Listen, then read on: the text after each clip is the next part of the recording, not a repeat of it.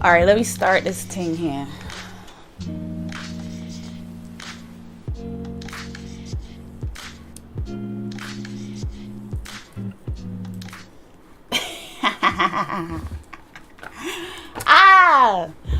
Good night, Barbados. Well, good night to Barbados. Good morning to Japan. Good morning to China. Good morning to Thailand. Hello to everyone. Welcome to the Half Baked Podcast. Now, usually we do this thing on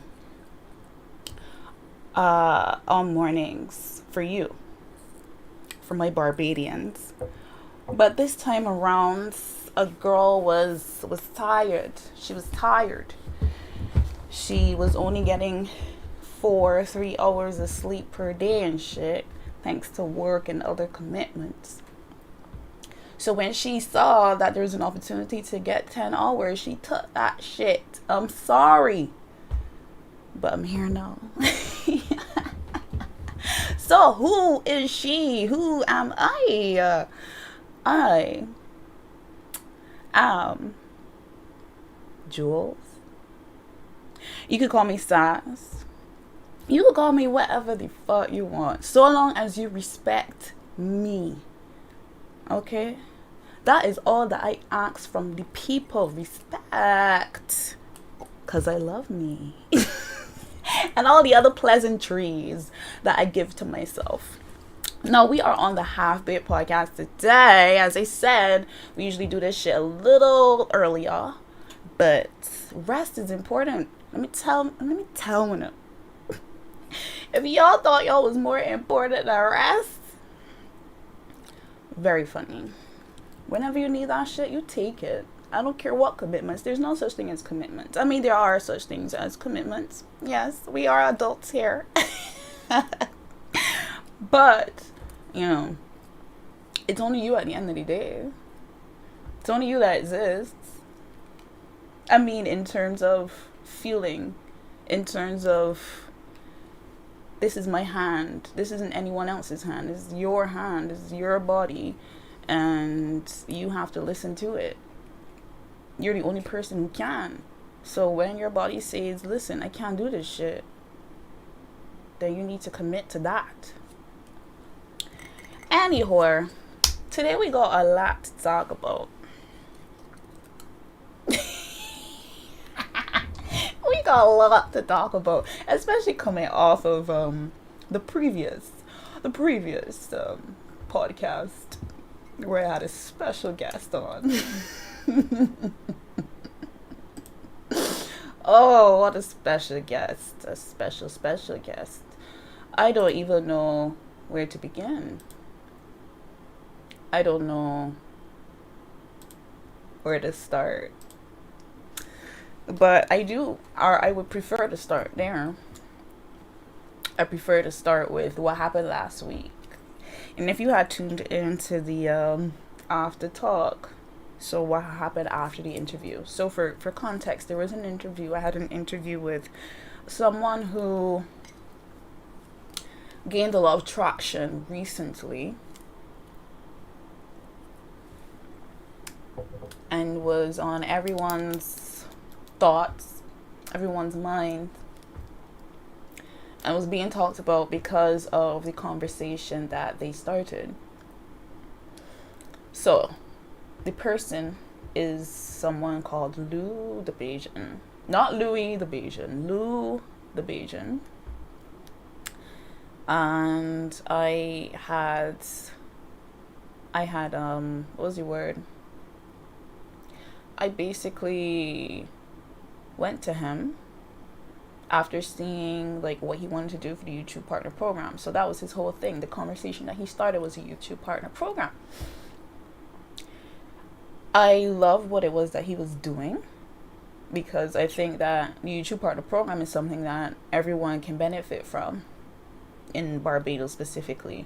So once again, context, YouTube partner program is the ability for persons who meet a certain criteria, so with subscribers, channel views, and stuff like that, they are able to monetize their content once they meet the criteria. And it's been a way for people to become millionaires, like Mr. Beast, people to make money enough to live off of, people to make money enough to pay one or two bills. It's a lane where people are able to make some kind of money. And anything like that, as it pertains to Barbados, I'm always going to be pro for. There's not a lot of money circulating in Barbados. There isn't. So if there's an opportunity for a source outside of Barbados to insert some cash, some income into the goddamn economy, it sounds perfect for me. That sounds perfect. So seeing Lou on that train, starting the train, listen, he built the train. Listen, I don't care what he said since. I don't care what he's done since. I don't care. He built that train. He built it. He built the train tracks up to a point. And he said, all aboard the YouTube partner program. Let's go. Let's get this shit started. And he steamrolled.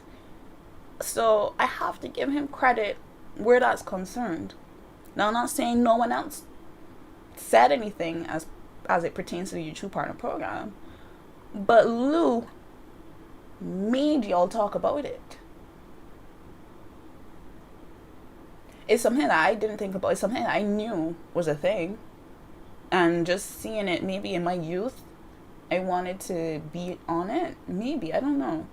But I saw that Barbados was not a part of it. So it's just like, oh, child, tough. And then I moved on with life.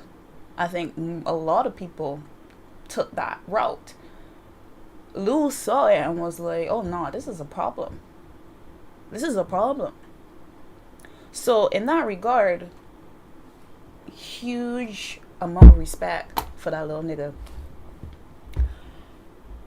Now, like I was saying, I had approached him, said, hey, I love what you're doing. But what I noticed is that he was bringing the conversation to something else. He was bringing the conversation to being prime minister. And I thought that was another stunt. And come to find out that he was being for real. No. In terms of he being for real, I ain't getting nobody dreams.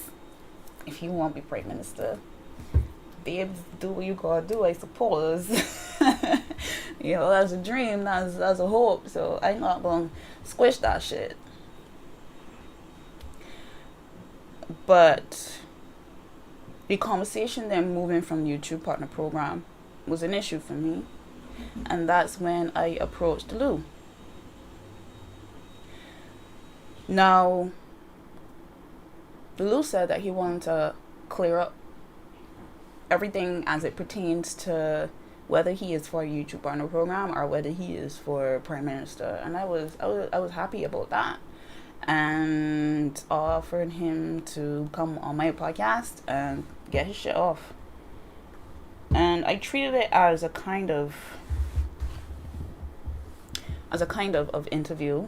So it was a different format. Usually I'd just be talking. When I had another guest on during me, we bounced back and forth in conversation. It was a dialogue.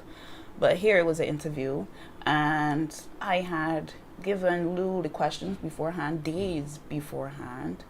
And yeah, those were the answers he came up with. Now let me tell you what I'm saying. As far as I know, no human has come out of my fucking vagina. Not one. At most eggs. So please explain to me why some people telling me why I let the man say so. Me? What the rascal? I birthed that man. I own that man out. And please believe I'm using the word man for a reason, because that's what he is. He's an adult. He made that decision. He had days to ponder the decision. And he was okay with it. So please, I beg, that is my son. That is my nephew. That is a man. A man that decided that that's what he wanted to talk about. And that's what he. The other part, no, was it killing me, right? Because then people was on his ass on Twitter. Oh God. And interestingly enough, they were on his ass on Twitter alone. The Instagram girls were not that toxic. The Facebook girls was not that toxic either.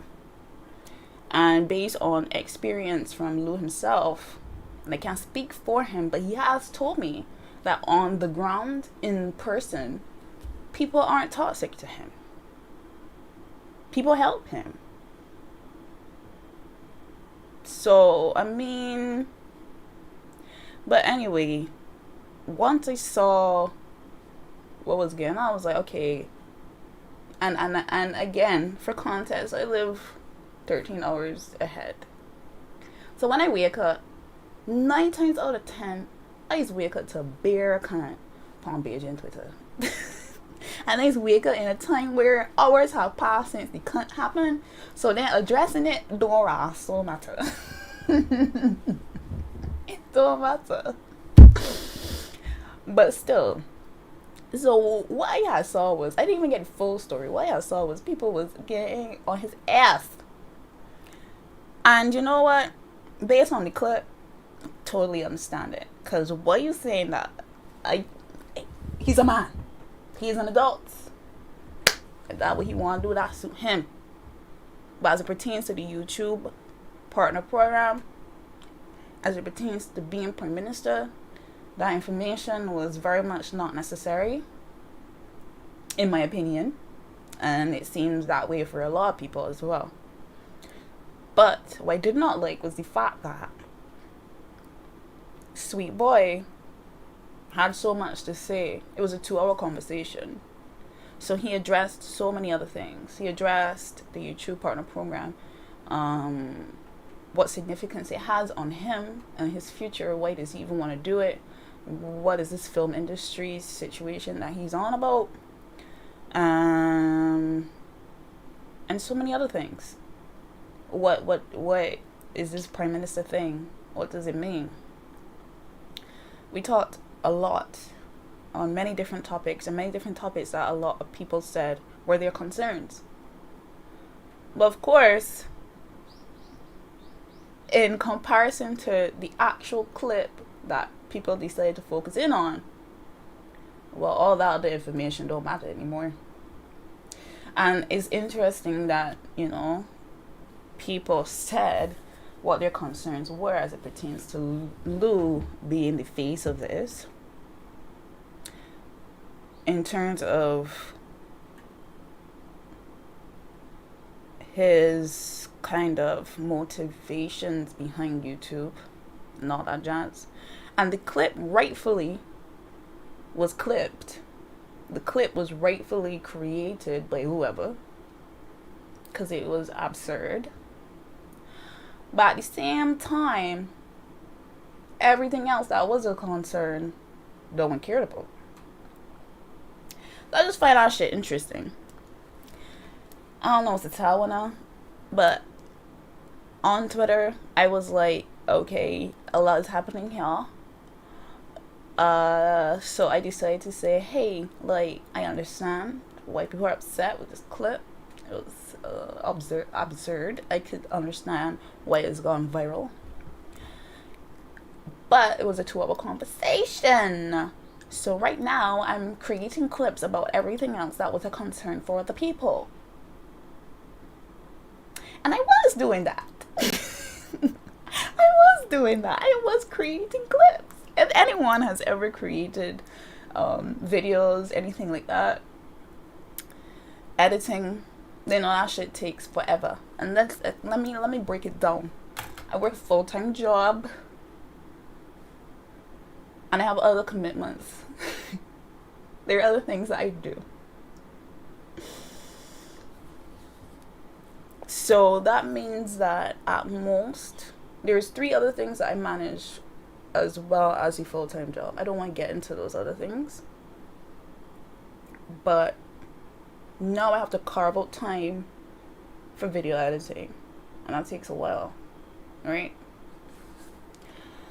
So before I harassle, blink twice, you can't. It is a clip in his rascalery. Trying to sway a little bit more positively, just as I did before, when he started talking about Prime Minister cunt, and I was like, all right, how we can bring this back to YouTube? Let me bring him back. Let me bring him on the podcast, so that he could clear the air, because clearly he not trying to be Prime Minister, but of course we now know different. But I tell myself, here now, let me clip the positive sides of everything that's happened since in our 2-hour conversation, before I could blink so twice. My man go up on the people Twitter and tell them that he running for vagrant now. Oh, I don't know. Boy, what?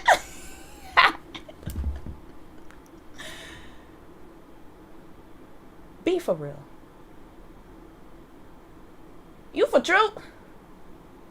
You made me sit down here and tell the people, listen, y'all need to watch these clips so you can really fully assess the character behind Lou, like who this person is and what he really means, what he represents, all that jazz. You made me sit down here for hours trying to get these clips just to turn around and tell people that you can be prickle. That you want to be a prickle. That what you trying to do? So all my hours wasted, cause at that point it makes sense posting there about the fucking thing. It makes sense. Does it make sense? That whole conversation didn't make sense at all to clip anything that was positive about it after you can tell people you can be a vagrant.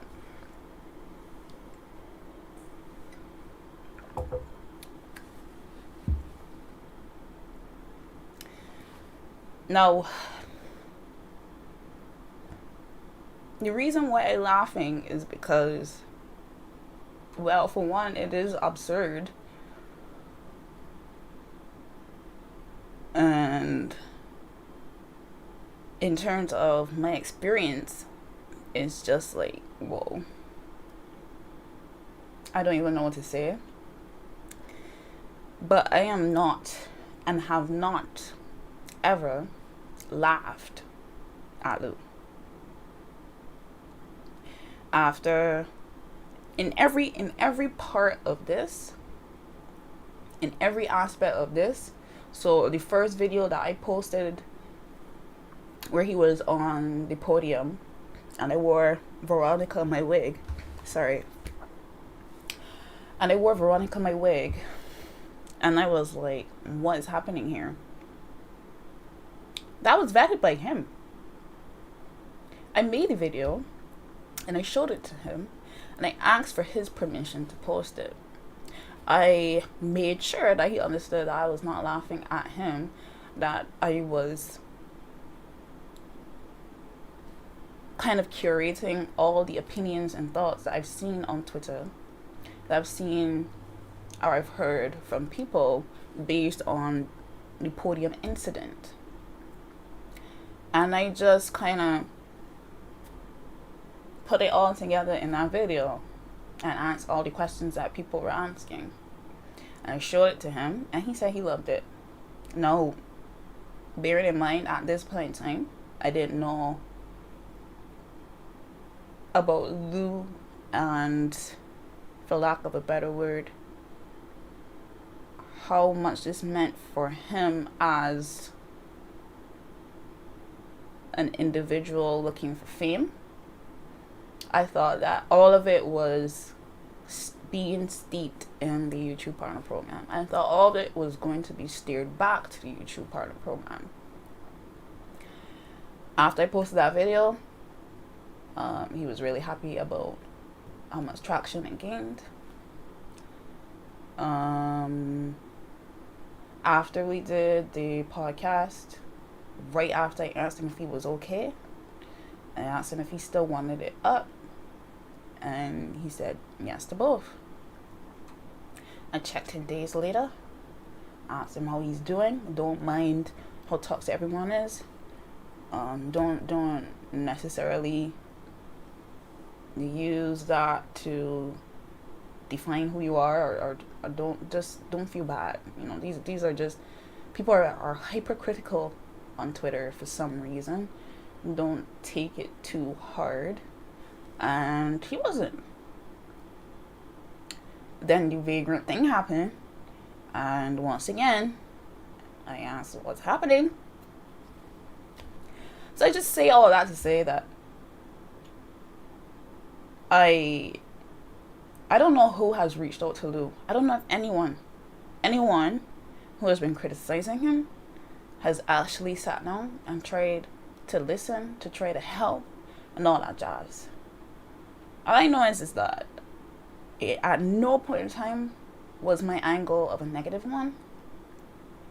And I always had him in mind in terms of his feelings and what he wanted to do, and if he was okay with certain things. Now, judge Lou however you want. That's up to you. My whole issue in this is people saying things like, after all this has happened, people saying things like, well, so much for the YouTube partner program. Cha, that was tough. No more YouTube partner program. I lost this cunt. I missed the part where Lou on YouTube. I missed the memo that because Lou becoming a vagrant, that YouTuber can't have. I missed the part where Lou on the YouTube partner program conversation. I so fucking lost. Why it starting at Lou and ending at Lou too? Why somebody can't go into the trend that he has created and say, alright, Thank you for your contribution. You started this. There we go in.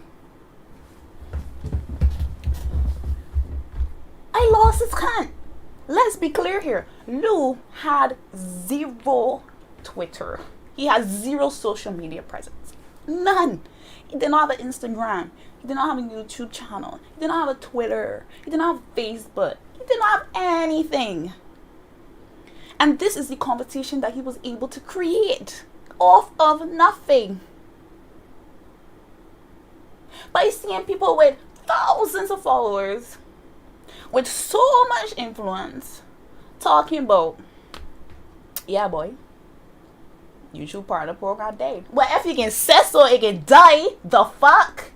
You're telling it to everyone you have influence upon. Why does it have to die? Before you call me a ass, so a hypocrite.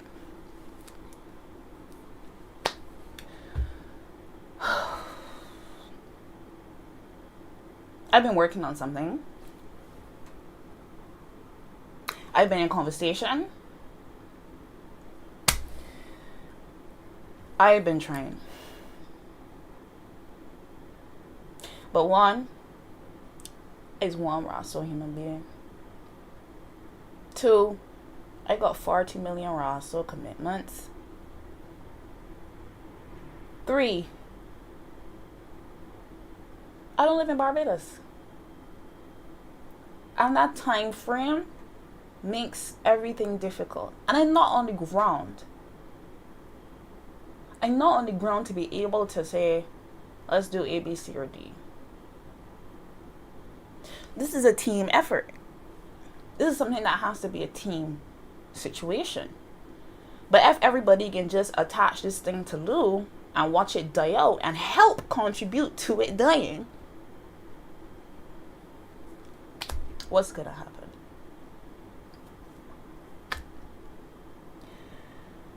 I don't know what to say. I don't know what to say. All I will say is that the YouTube partner program is not owned by Lou. Lou don't own the raw soul thing. Google does. And so long as there is money in this world, the YouTube partner program is always going to fucking well exist. Which means at any point in time, anyone can start or contribute to the conversation.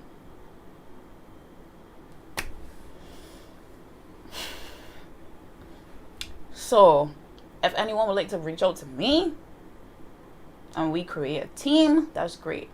Bearing in mind, although it's difficult to communicate because of the time difference and because I have so much on my plate, but I'm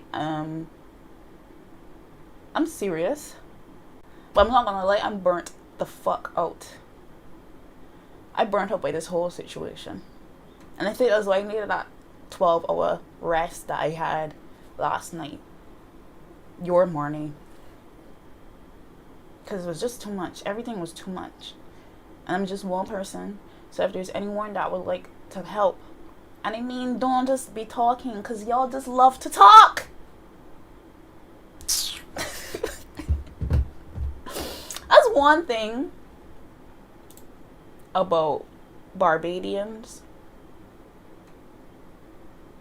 And it's not to knock my people, but it is.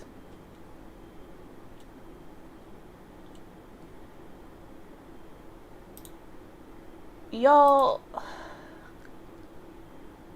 hate doing shit. Y'all hate doing shit. That's one thing that I loved about Lou before fully understanding where this was coming from. But I thought he was different in the fact that he's just do shit. Ain't a talking. You just do it. And man, I wish we had a YouTube partner program, you know. I wish we'd upon it, you know. No, make that shit happen. And then when people, what's be more upsetting to me is that when people are actually trying to do shit, he's just got these useless, unhelpful ass people coming in. and criticizing as if your existence is adding anything to anything. That is what's killed me. That is what's killed me. As me and Jeremy would have talked about in a previous conversation, Barbados is ran by embarrassment and shame. Y'all love to shame people. Y'all love to embarrass people. And I don't know where it comes from, but it's embedded in our culture. Maybe it's this quote unquote, what you call it, hard love. I don't know. What you call that shit? Strong. I don't know. The people is really like when people are like insulting you and shit and talk about tough love. There we go. Tough love. This concept of tough love. I don't know. But if you ain't got nothing to contribute, if you ain't about doing nothing, why the fuck you talking? Why the fuck you talking? And that's just how I feel. As I said, what I loved about Lou was that he was getting shit done. He was doing shit. Everybody was talking. Maybe it was like me when I was in my youth and I saw that Barbados is not on the YouTube part. And I was just like, well, I guess that's just how it is. Nothing in this world is just what it is. If you got the time and you want to put in the effort, you commit. You could try. You can try. And nobody can knock you for that shit. Listen, man, when I see Lou, hell, he in whatever way that you can get, he a Sprite, he's saying. I would say tell him not to do it, but I'm afraid that he's just one of people that if you tell him no, he can be persistent. That's gonna drive him. That's his gas. So if you see him on the street and he do it as he said that he is going to do, give you a little Sprite, a little tea time biscuit. Say, well, I carry you here to Chevette. Give you a little snack box. Carry you for a little shower or something. I don't know what to say. Buy off of that.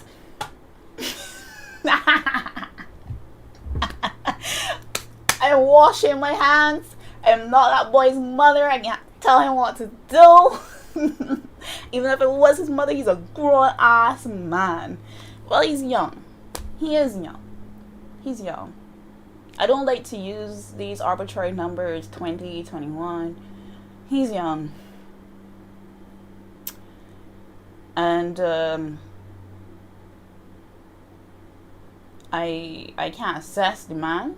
Didn't study psychiatry or psychology, nothing like that. But if mental health is important to you, I would say that it makes no sense sitting down and criticizing the fella and airing out how you feel about him and how he's a cunt and he's this and he's that or the next. If that's your feelings, keep it here. Because putting it out there is just something for him to read. It's just something for him to ingest. And I cannot see how calling anybody a cunt, or this or that or anything like that helps them. If it's about mental health for you. If you care. Leave that boy alone. Anyway. So that's what I want to talk about.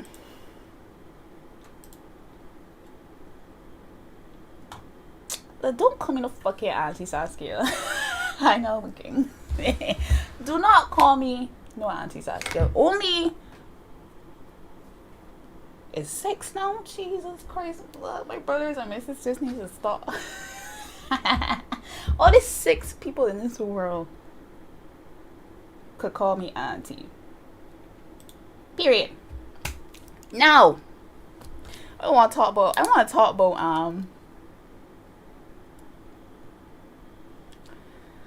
some recent events that happened for me where I don't want to divulge into my desires and my future and all that shit. But what I will say is that recently I had an interview. I had a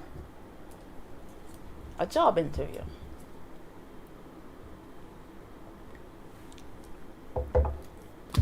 I had a job interview with a company. Wow.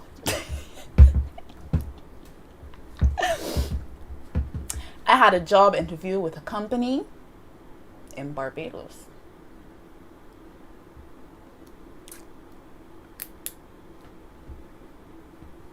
And I feel real sorry for one all the people that live in Barbados, I feel sorry for one. Oh my god. So for context, let me not talk about this particular interview, but I can bring it back to another company that I had applied to in Barbados, just for the sport of it. And it was at a school, because for those that don't know, I'm a linguist and a teacher.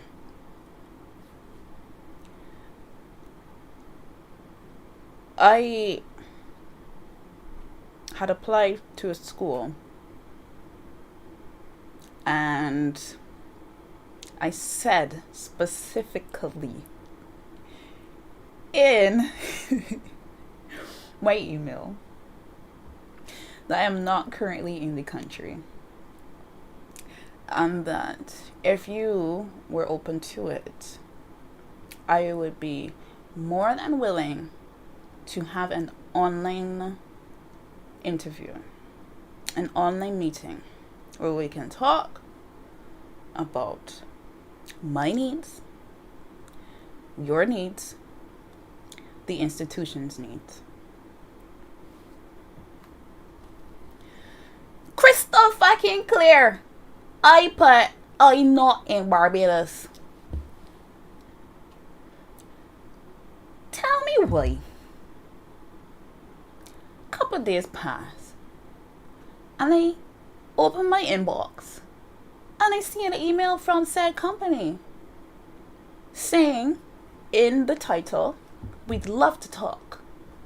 Oh, I said, okay, I like that. I like that very much. I'm gonna open the rest of the email. And I see big apple. Let's say if the email came in on Friday. These whores tell me, "We would love to have a conversation with you this Monday at 8 o'clock in the morning. When you get to the gate, please tell the security that you are here for an interview."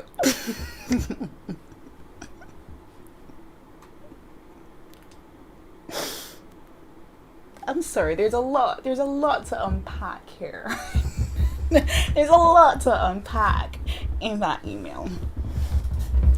Call me a bougie bitch, I don't give a fuck. But you can really sit out there and tell me when I used to come at you and at what time. You can sit on there and tell me, not give me options, not ask me what the fuck my schedule look like. You can sit down there and tell me it's this day, and mind you, it's the next working day, yeah. It's the next fucking working day that they want me come. So they want me to drop everything. If I had to go to the doctor that morning, if I had to go to the dentist that morning, if I didn't want to sleep in that morning, it's that day, that time, and we giving you No notice. Because I don't come to raw so weekend. It's a work day. You can tell me that I gotta come at this day or at this time.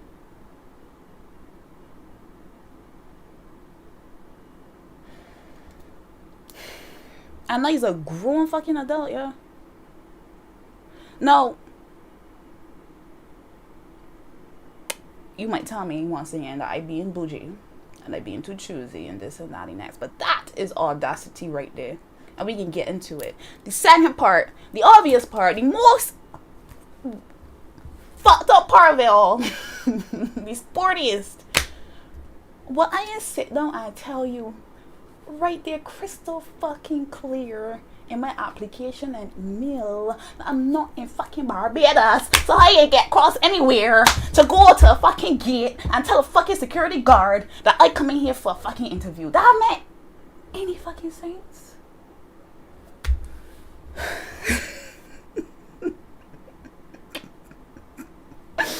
It's just, y'all even read my email, or y'all just saw application and was like, just huddle up, everybody, huddle up, everybody come, huddle up. I ain't care if you is a fucking chef and you apply for a teaching job. We ain't read it, we don't care, come. Because that's what had to happen for you to disregard the fact that I said I'm not in the country, and you're telling me with a day's notice, because again, I don't come the weekend, that you want me here 8 o'clock in the morning. I ain't doing it. Did I respond? I did. I said, well, I basically said, as one should, as a professional, as per my previous email, I do not live in Barbados currently.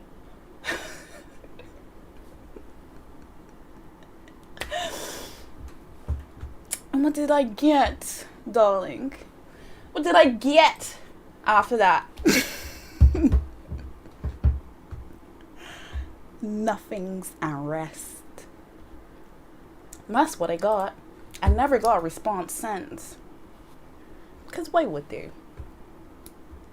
Why would they? So that was my first interaction with a company since I left Barbados. Second time though,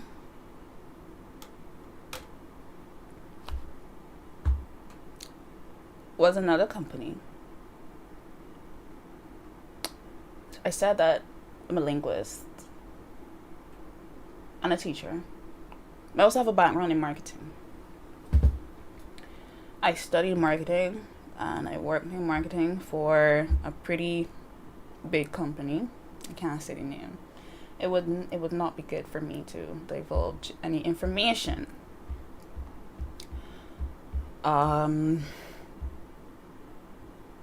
So I applied. The email was going smoothly, conversation going smoothly.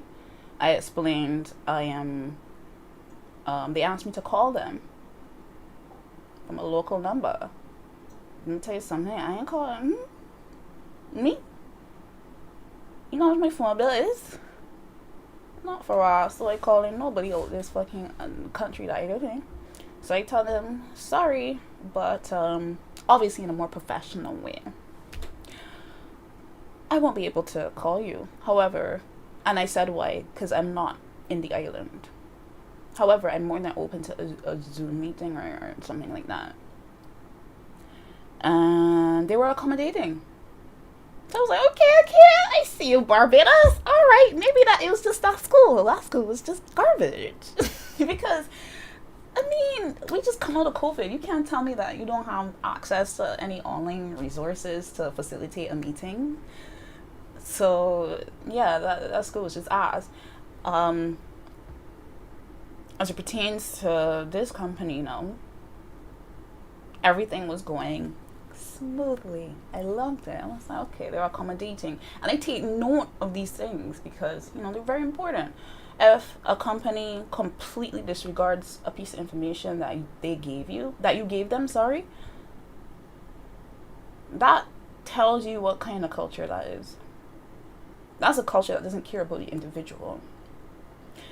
A company that tells you what time to come and what date to come, not even options to choose from, they have disregarded who you are as a human being. They don't respect the fact that you're an adult, that you have your own schedule. For Jesus Christ, you could have children. But that shouldn't matter. None of it should matter. If I want to sleep in my bed, I can do that. But you need to tell me or ask me or give me options or ask me what my schedule is. One or two. And this particular company gave me options. And I appreciate that. And I was like, okay, great. We love it here. This is so much better. Y'all have understood that. Y'all have listened. Y'all have understood and have accommodated. And now you are understanding the fact that I'm an adult and I have my own schedule and I have my own things to do. It's only up from here, right? So, based on the meeting time, I had to wake up at 3 o'clock in the so morning. My time. I was alright with that. It's the life I chose. When I get into the first things first, I was like 10 minutes early, and the meeting thing, we talk about that too. The meeting thing, I was 10 minutes early, but the meeting thing, the software, like it was glitching or something, cause it was just like, you know, like how Zoom is be like waiting for the host to give you access. It was doing that shit, but it wasn't Zoom. It was some I don't know. I never used it. It was janky. By the time, so I was 10 minutes. I was like, wait, what? You're not here? Wait, I'm late. I don't like this. And I was like, well, I'm not sure.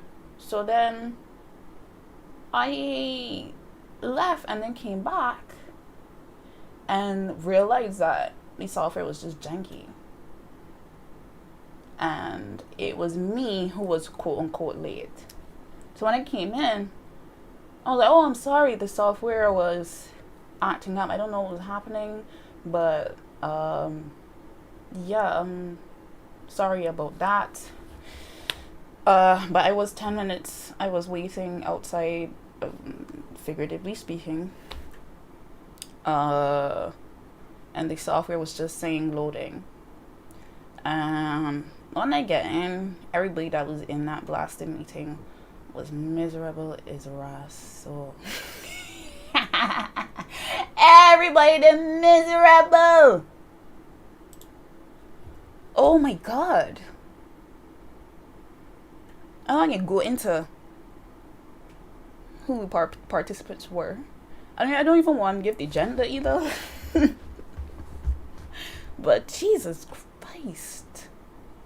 I come in and everybody had a snarl upon the face. The other person, they didn't have a snarl, but it was like, hurry up with this shit. We need to go. We got things to do. You know, kind of energy. And I was like maybe 3 minutes late. I was like, okay, well, this is not a good first impression. I already do not want to work here. And I gotta sit over you with this fucking snarl on your face every day. Honey, I don't want to be here. No. Because why are you so fucking miserable? Is it work? Is it you? You got shit happening at home? I kind of like talking with my colleagues and chilling while working. That's just me. But my god, they were miserable. They were very miserable. They were dismissive. It was dismissive and combative. And previously, maybe because of my experiences where I live now, I might have thought of that as that's just part of what it is to be looking for a job. That's part of, people just, I don't know. I thought ill treatment was the norm. But now that I've lived outside and I've become older, I'm gonna need you to behave yourself. I'm gonna need you to just pull it to fuck back. Because to me, it's audacity. It's complete audacity. It's audacity that for that previous company to decide for me when they can come in, and I ain't got no choice in the matter, and you ain't gonna listen to me about my needs and what's going on with me. I've had a situation where I was interviewing for a company in Japan while I was in Barbados, and I explained to them that I was in Barbados, and we did a call easily, nothing else. We joking in the interview, all that shit, we chilling, all that shit. But it's sad about Barbados. Everything gotta be difficult, and everybody gotta be miserable. Or maybe it's just the companies that I interviewed with, but I remember this being pretty consistent.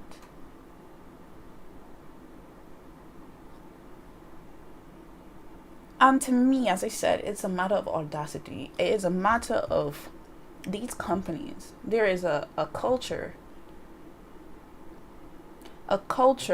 within companies in Barbados as it pertains to the workforce, period. There's a mindset that as an employer, employees are begging you, are knocking down your door, kicking down your door, begging, please, give me a job. I beg, give me a job. I need a job, nah. Anything would do. And in thinking that shit, they think that they have all the power to decide how things is, what you can get, all that shit, and what you can stand for, what we can give you, the bonds that we can give you on this plate.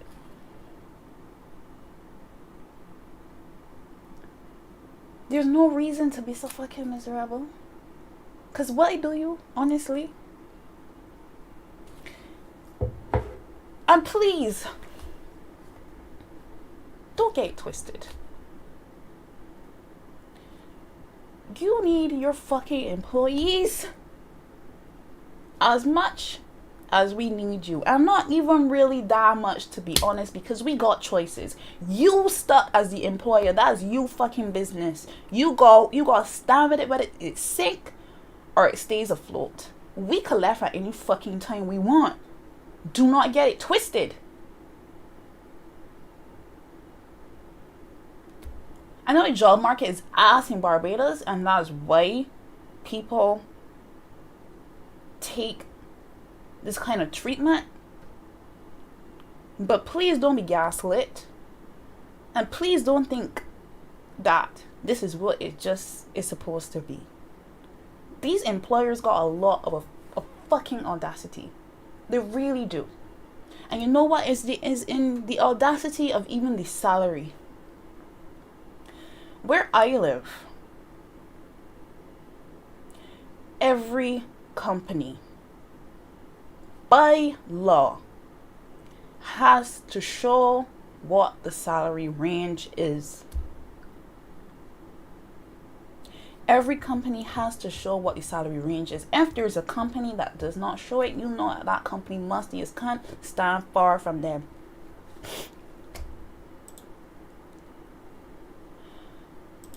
Now,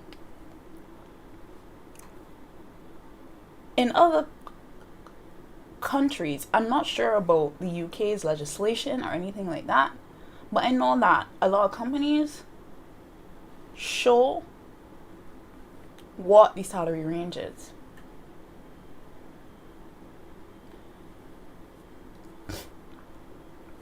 Sorry, my throat. And if that's by choice, then kudos. Because it shows that you value the person that you want on your team. In Barbados, on every form that I have ever seen, application form I have ever seen, every job I have ever seen, is always a matter of either tell us your previous salary or tell us your desired salary or both.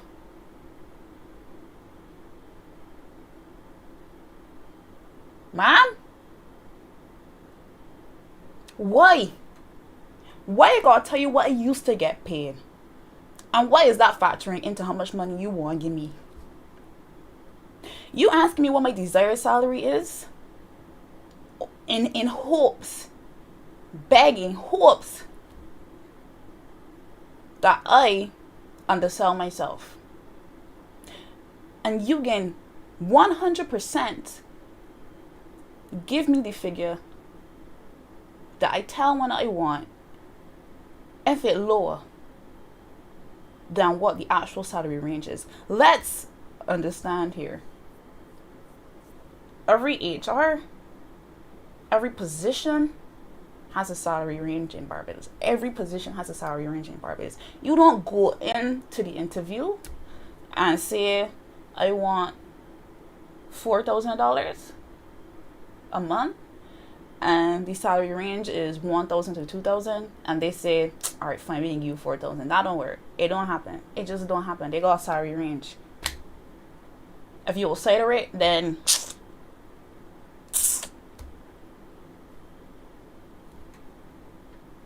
so they have the salary range right there, and they're hoping that you underball yourself. And that's all it is. It's just power. It's just power. It's just any way to exploit the worker. Literally.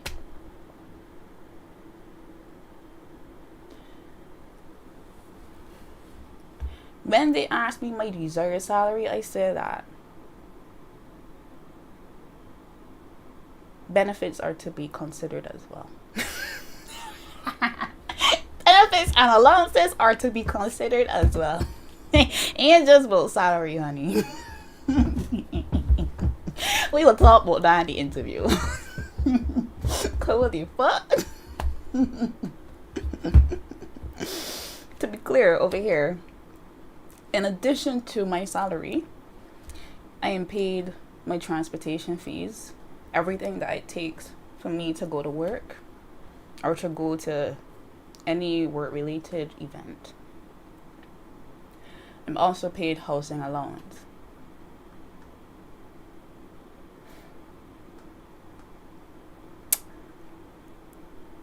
There are more factors put into compensating an employee.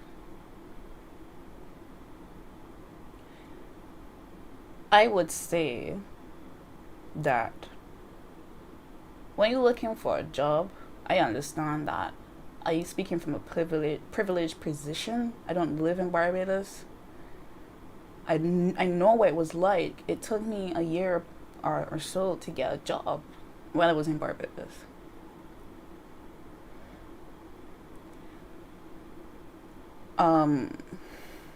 But when speaking about salary, what I would say, what I would advise is that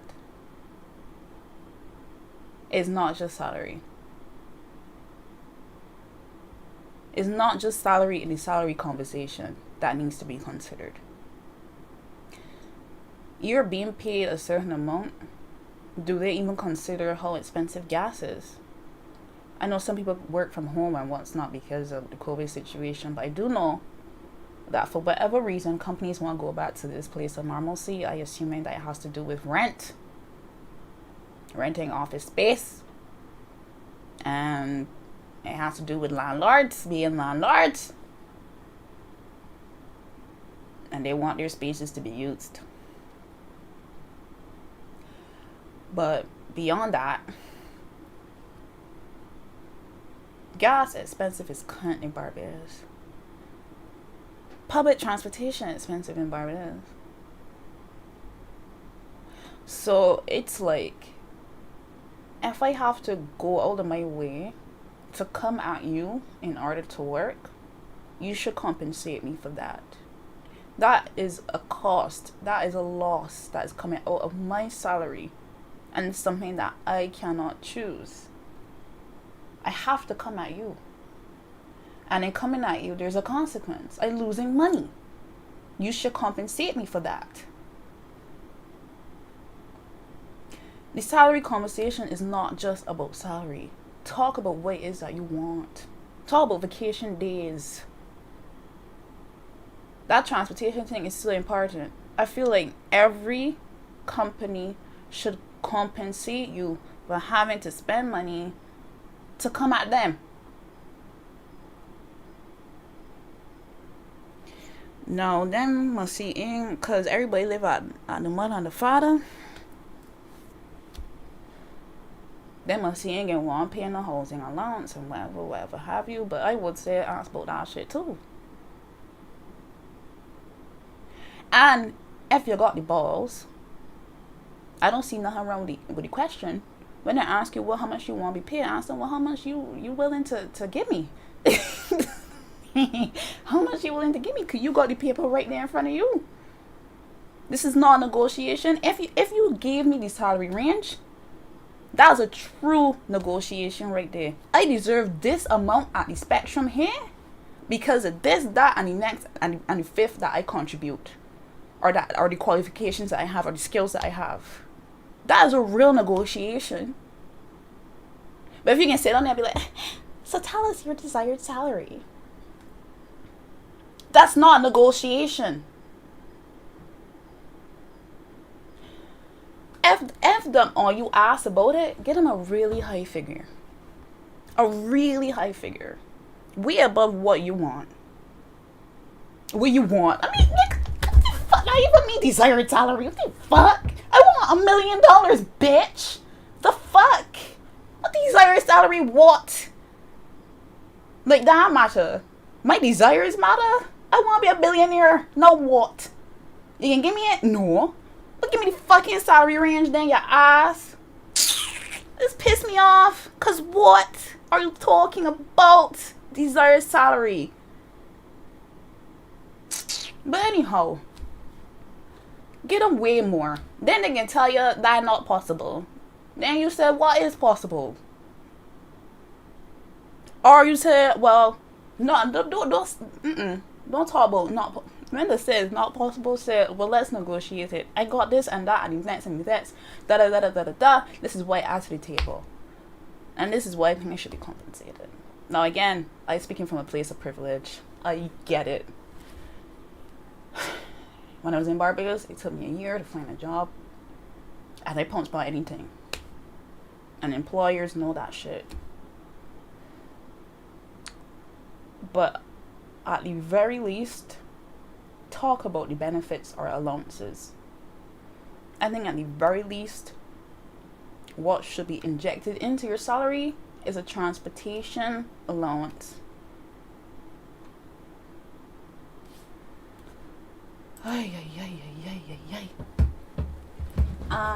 Sorry, I dropped my book. I got my little notes right here. But yeah, like, people find like employers are so miserable in the interview and they look down on you.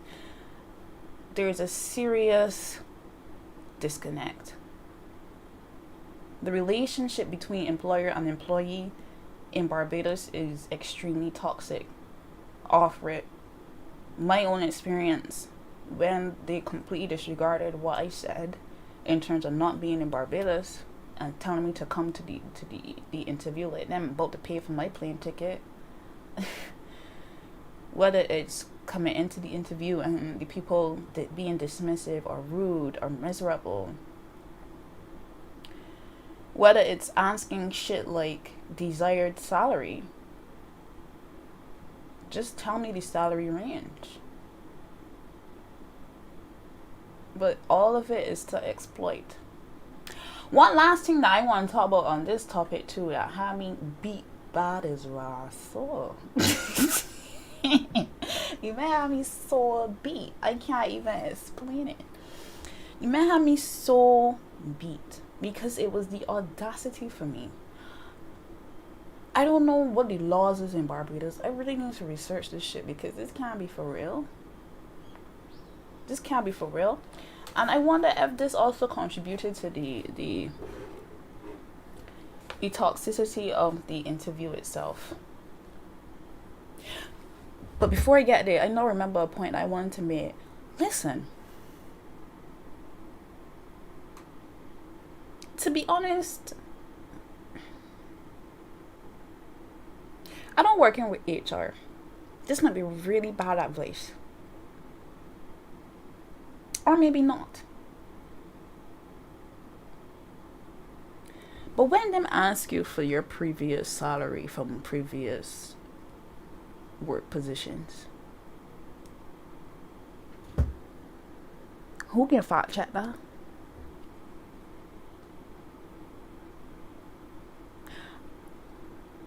For real. Who can fact check that shit? Cause as far as I know, well, I don't know. I mean, this might be bad place, but who the fuck them can call? And who can just give them all your personal information?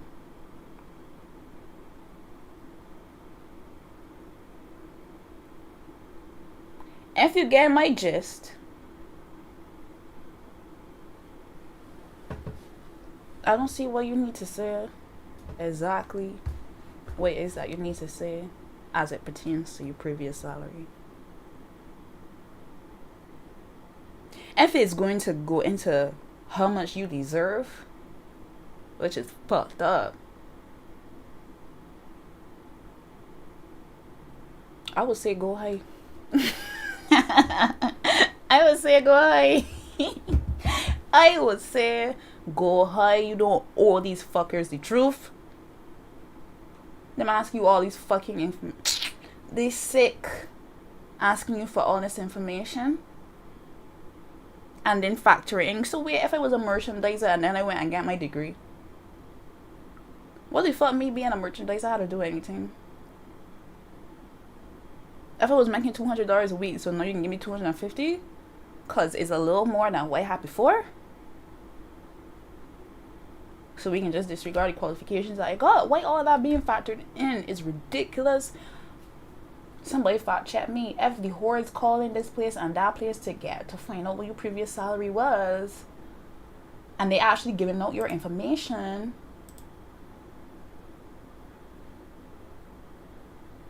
child, ain't no reason to tell the truth. Till somebody fact check that shit. That's all you gotta sip on that.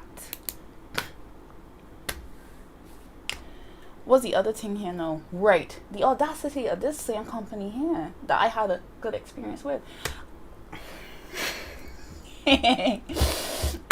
What I now remember too is with this company, I had to apply through their website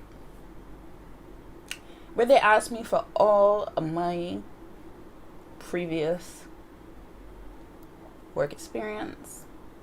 They asked for my education, information, all that shit that's come on a resume, right? After that, I submit the shit. The whores asked me again. They followed up, asking me for my CV and my cover letter. Well, so what the fuck was the point of the website? Alright, fair enough. Alright, have it. Just have it. Get to them.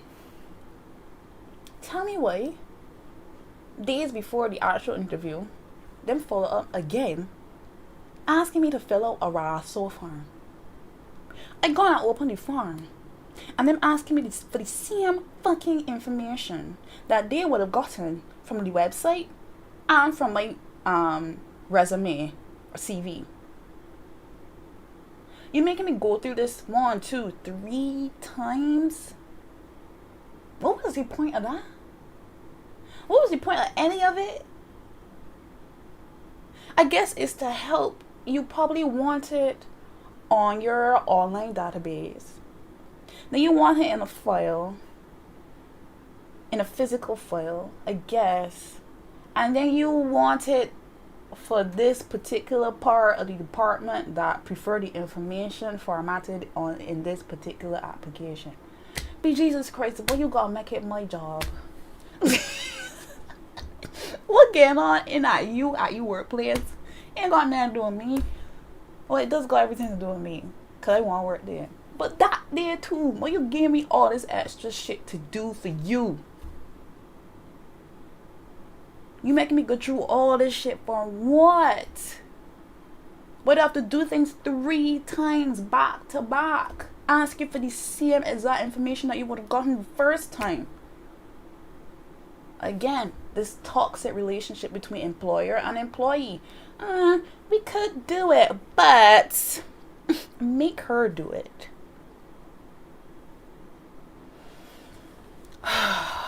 Shit, toxic as fuck. I don't know how y'all is do it, but I will always maintain get the fuck out. Cause both they're toxic as cunt. Listen, but in that same application form, which was the point of that story, that same application form, well, they asked me all the exact same information as before. They then came and asked me for this new particular information. And I still very stuck on it. I very stuck on it. I don't know if it's legal. I don't know if that shit is okay. But they asked me for my medical history. And it wasn't a, would you be able to lift boxes kind of question. It wasn't a, do you have any injuries that may prevent you from doing certain kinds of work? It was nothing so. It was asking me, if you could see on the screen, the name of my physician, the address of my physician, the date I last visited, the reason for the visit, any prolonged illnesses, contagious diseases, accidents, any surgery, let us know, and more.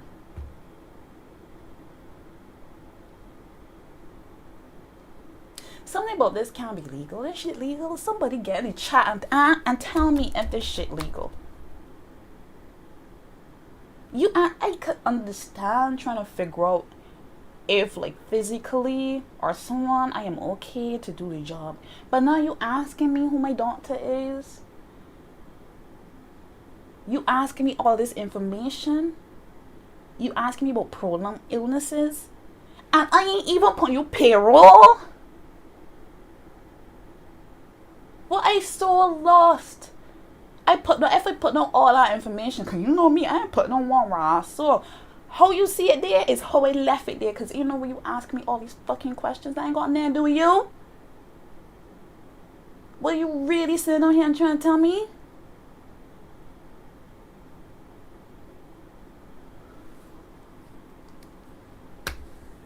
But this can't be legal. To be asking me these specific questions? Why do you need to know who my doctor is? Why are we bringing him or her in? What them gonna do with this shit? What you trying to call them to find out shit? Somebody get in the chat and explain it. Asking me for the reason for my previous visit. Huh?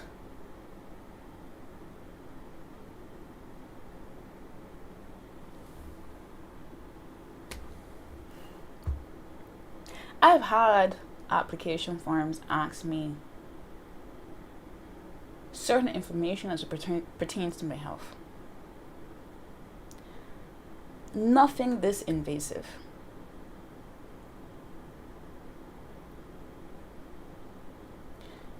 There's no way you sat down and thought that this was okay to ask me.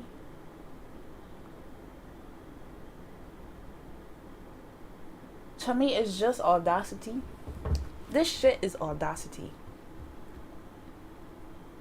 Date last visited, reason for visit. What?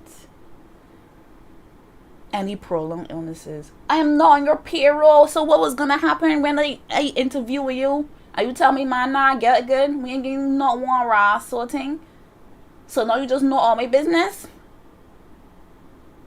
Now you know about all my complications? Now you know the last reason I went to the doctor was for A, B, C, or D? And it's not even like you being transparent about why you need to know this information. You just going there upon the application form. You're not saying, okay, well, we need to know this because for discrimination purposes, some fuck. Or we have mental health, this, that, next, fifth, fourth, that we need to consider. And nothing, so you just said, look, left him there. I ain't care. I do not care.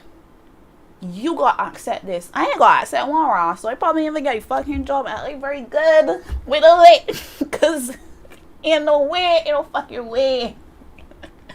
No way. I left that so blank. Cause none of that is your business. I don't have to tell you a single goddamn thing. Nothing. It's just crazier to me that this was information that they sought after before hiring. Like,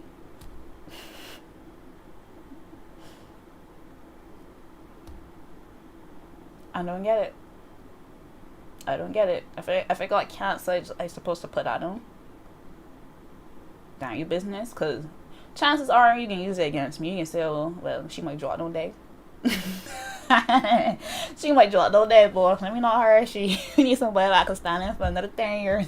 Or they can say, oh, sure, you know, health insurance up the roof. No, boy. No, boy.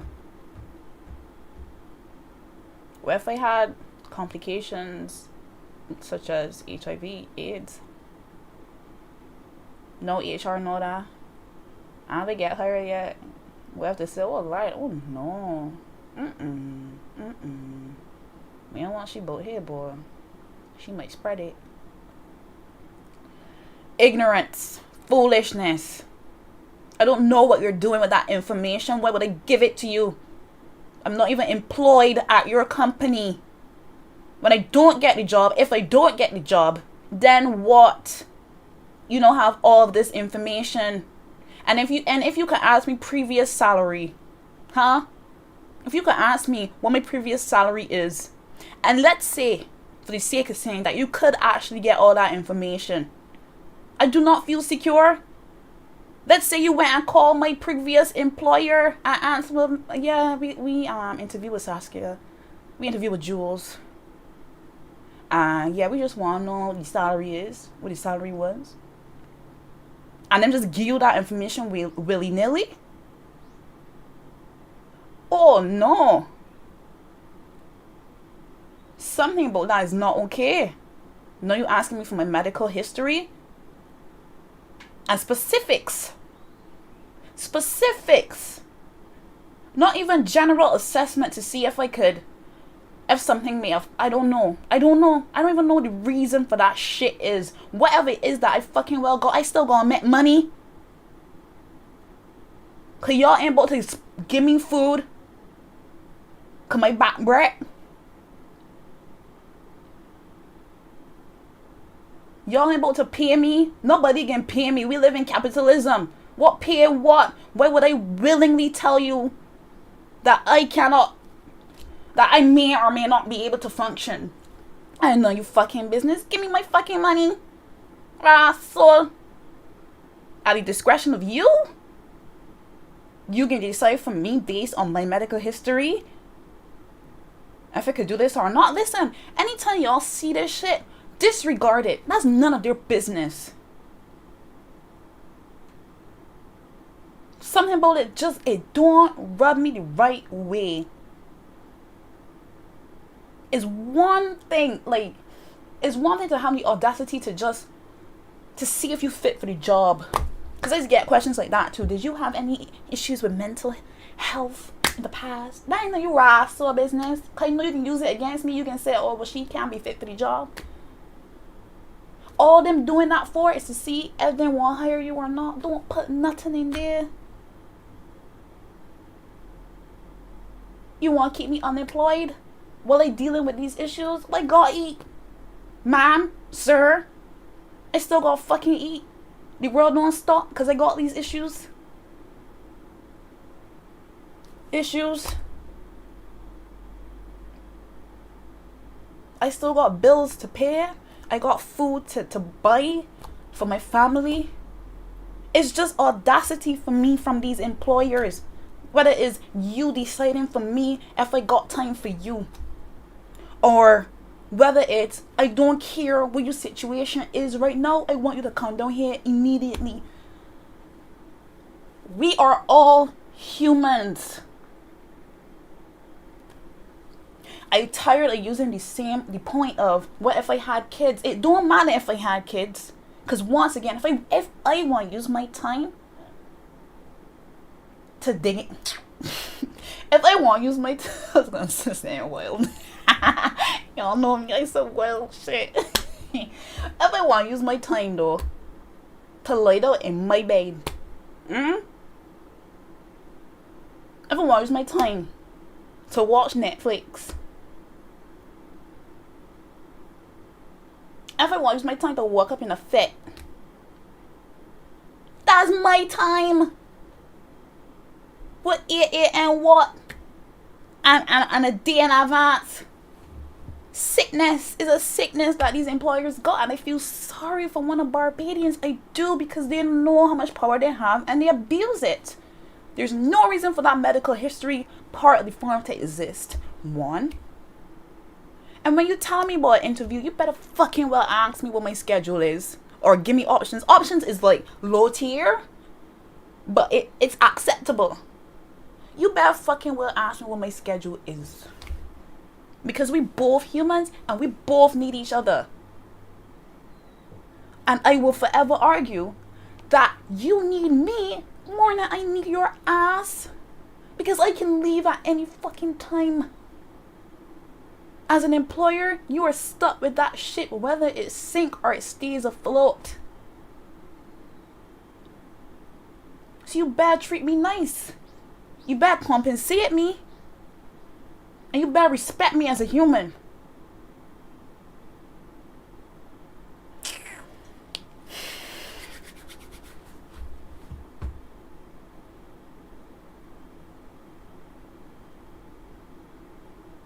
I just feel bad for her.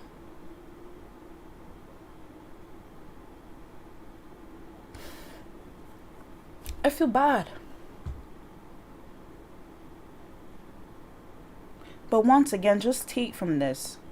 I know I'm speaking from a place of privilege. If I quit my job today, chances are I ain't got another job next week. And I know that's not the same for people in Barbados. I've been there, where I couldn't get a job for a year plus. I know people that didn't get a job for years.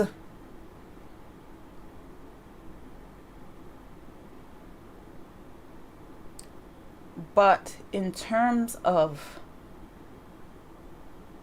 picking what's for you, if you have the space to do it, if these companies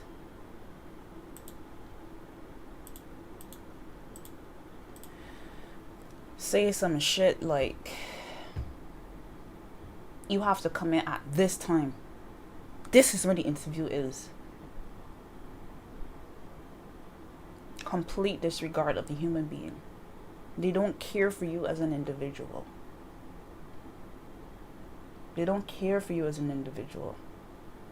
And that should tell you how toxic of an environment it would be. When you have something that comes up, we are human. Shit happens. If I say, fuck, listen, something just happened over here, I need to drive it. They need to understand that shit happens.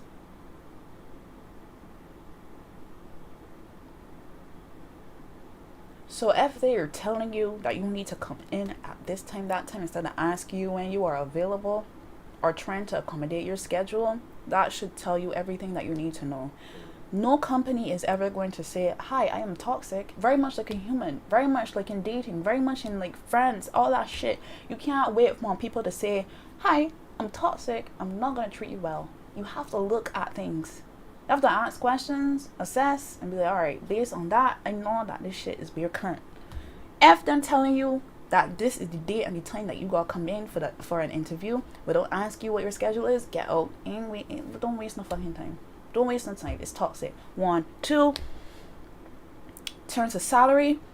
When they ask you the desired salary, such a stupid fucking question because we all want to be millionaires, bitch. We all desire enough for our so money ass. Well, if they ask you that, tell them that it way more does go into it than that. Allowances and benefits. And you are open to discussion in the interview. And in the interview, ask what the salary range is because they have it. They know how much they can pay you. You don't walk into this place and say, I want $5,000, and if the salary range don't touch $5,000, they can give you it anyway. It don't work so. It don't work so. If the salary range is from $1,000 to $2,000, that all them got for you. And if you send them, and funny enough, it ain't gonna work on that spectrum. But if you tell them $900, you going up. If you tell them $5,000, sorry, we can't do that. But if you tell them $900, oh, lovely, we love it here. Hired.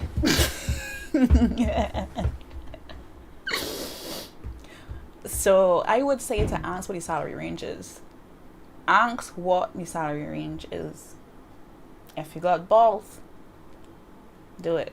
And they can probably tell you some funny story. In which case, if you have to absolutely give the desired salary, then tell them a really high number. Tell them a really high number, especially if you are a candidate that has the credentials. Here's the thing. That question is usually asked at the end. If you've had an excellent interview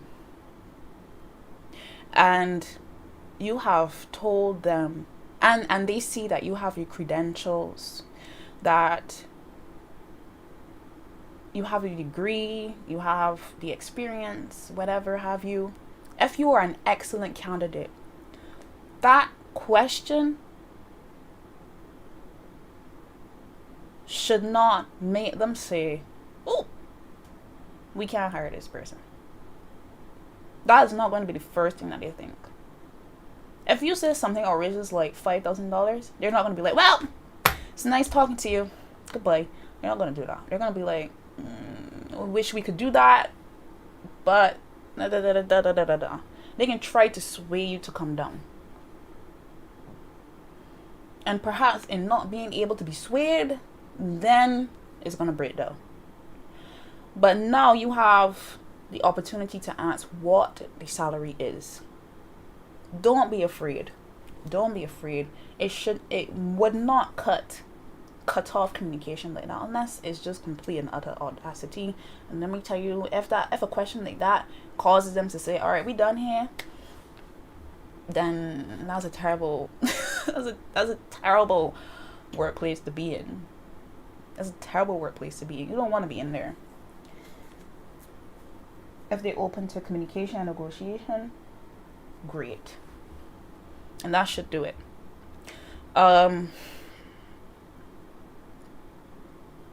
If all else fails, make sure that them whores pay you transportation fee and have an argument for it. If you have to go there, bus fare is so much money. Gas is so much money. And if I have to spend money to come to your place and is technically being deducted from your salary. Because if you didn't have to go to work, you wouldn't have been in your car driving it. Well, maybe, but that's your own personal use. But the fact that you have to go to the destination should be a part of the salary. It should be an allowance. If you have to go to work and you have to pay for your gas, then your salary isn't your salary. Your salary is seeing deductions. And that's not okay. Ask for transportation allowance. And in the salary conversation, once again, like I said, is more to salary than salary in that conversation. Benefits, ask about the vacation days. Ask about, things like being able to work from home sometimes. 100% ask about transportation allowances.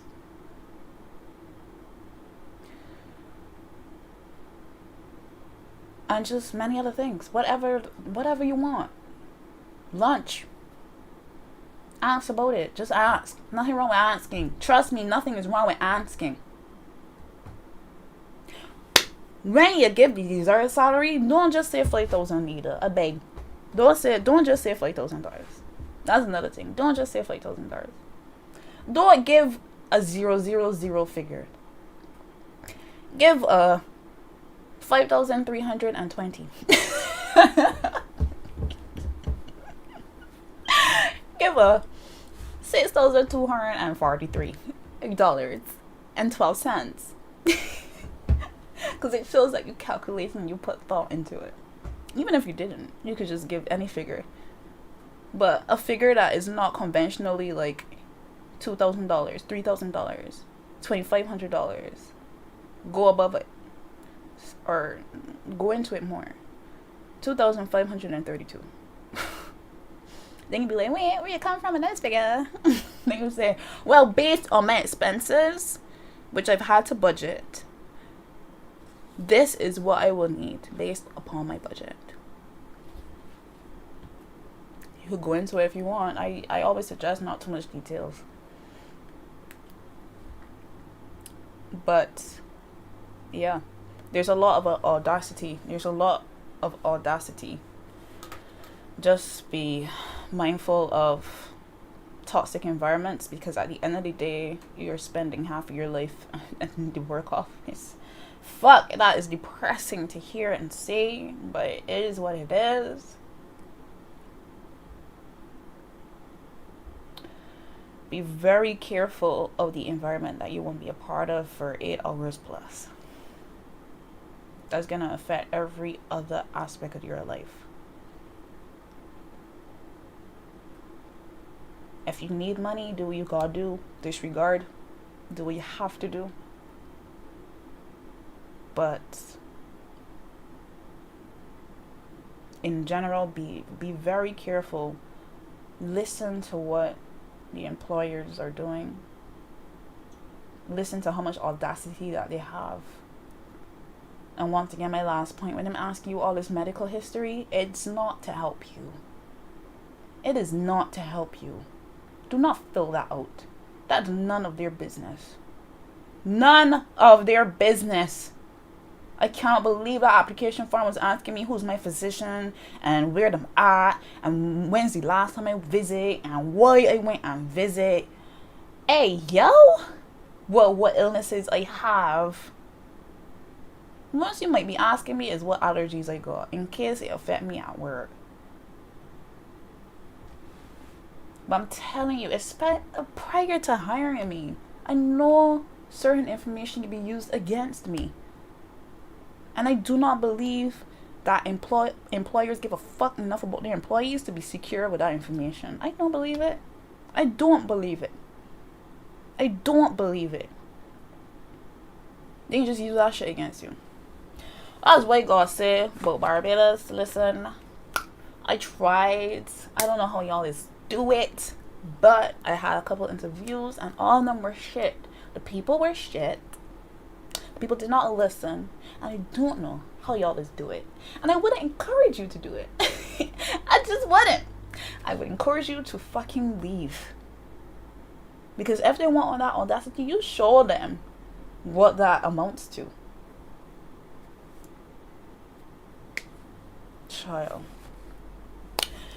Anyhow, I don't really have much else to talk about because that's wild. That's wild to me. I wanted to get that shit off my chest. I couldn't believe it. I could not believe it. And in the interview, like I said, I left it blank. They didn't address it. They didn't address it. They didn't address it. And I wonder why.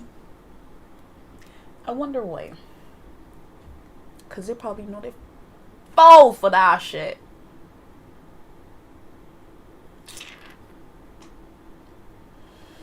And you know what's crazy to me? I saw on Nation News there too. And this is again the whole concept of working in Barbados. I saw that there are some midterm breaks in school for both students and the teachers to have a break from work. And I just find it so interesting that it's always acknowledged that students need a fucking break. Like, please give our youth a break, please. And I'm for it.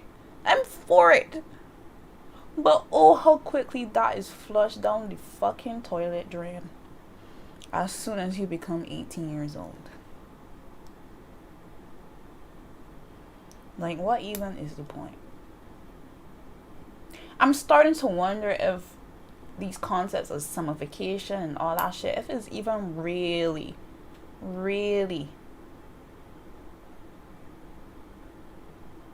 for students to take a break.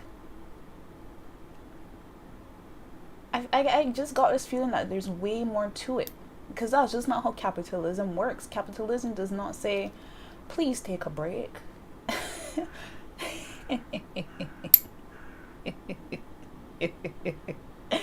Please take a break.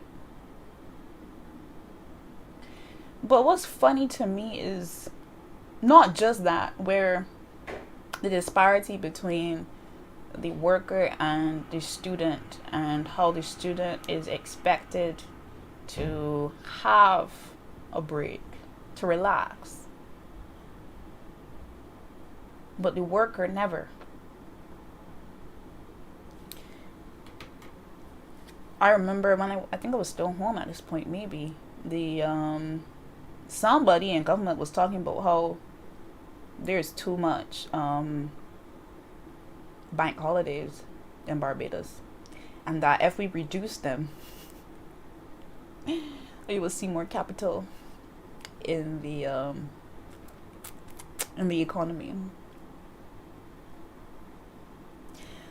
Let me be clear. If not number one, Japan has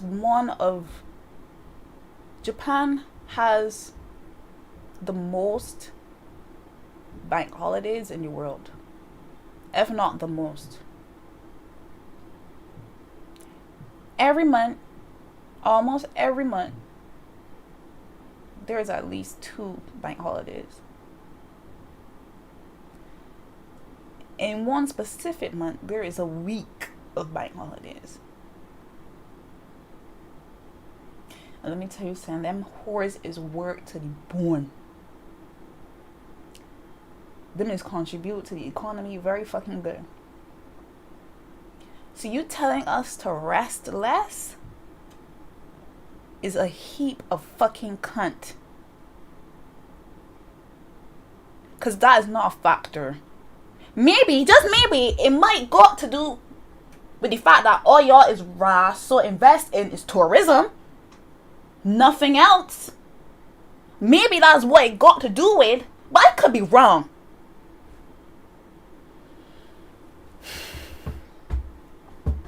It's always the worker being penalized. How How dare you rest? How dare you have so many days to rest? We need you to work hard. As if your decisions for the economy has been helping it.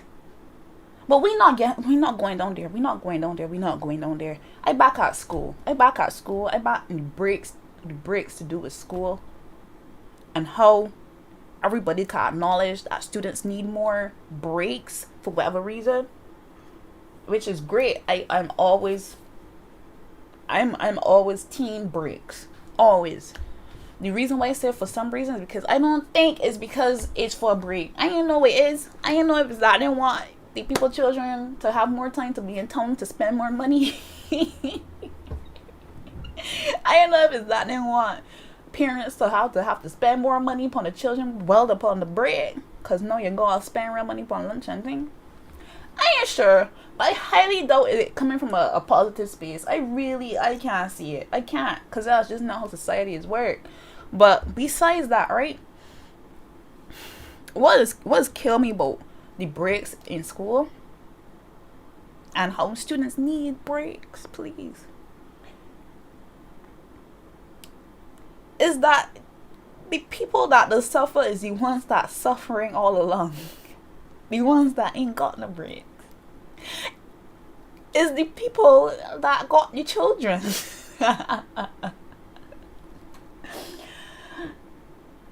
In order for children to get a break, their parents have to facilitate it.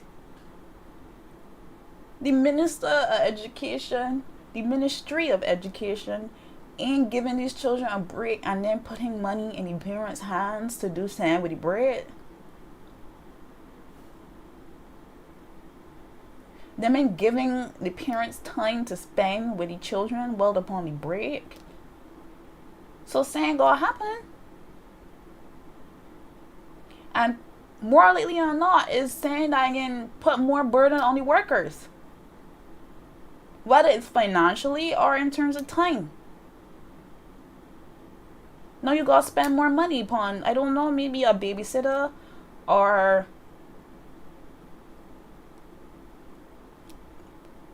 in terms of, well, now you gotta feed them. You gotta feed them 3 times a day.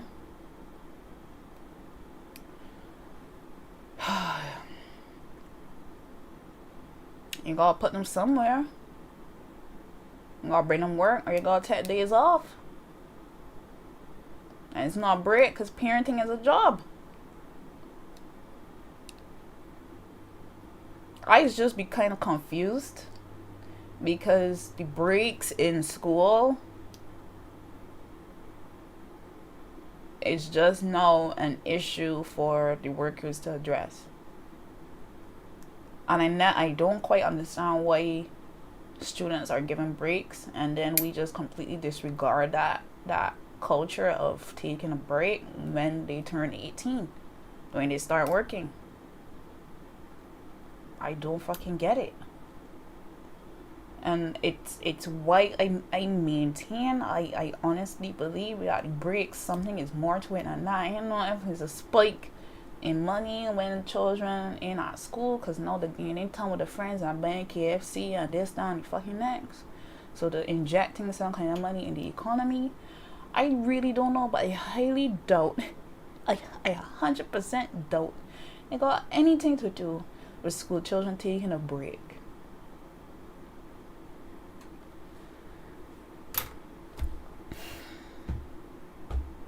The long and short is, but you knew this already, world don't care about you. They can exploit you as much as possible. In any way. And you have to try your best to turn it wrong and fuck it instead. For lack of better words. You gotta do the same. I know you can do your gossip though. I mean, you don't necessarily have to participate in this shit. I would always go against it.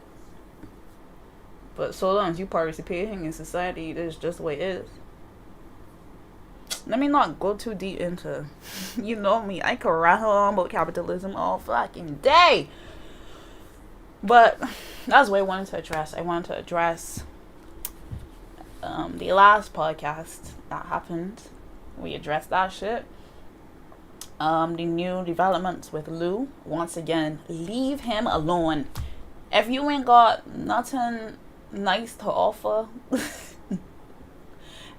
and mental health is important to you, I'm not a psychologist, I'm not a psychiatrist, but just leave him.